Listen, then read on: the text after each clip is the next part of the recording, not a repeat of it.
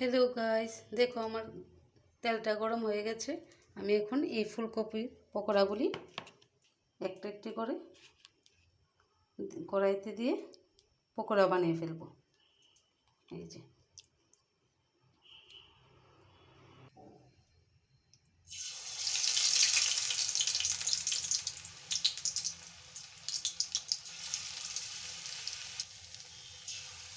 তার মধ্যে দিয়েছি একটু বেসন, চালের গুঁড়া, কর্নফ্লাওয়ার আর হলুদ, লবণ আর একটু রেড চিলি পাউডার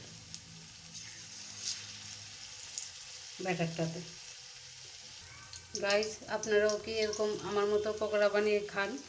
তাহলে আমাকে একটা লাইক এবং কমেন্ট করে জানাবেন।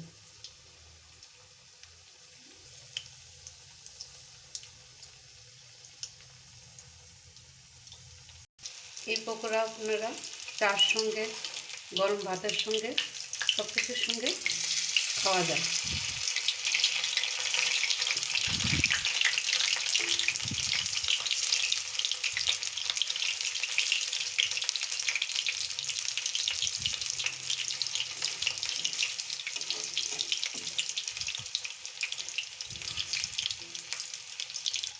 Thanks for watching guys.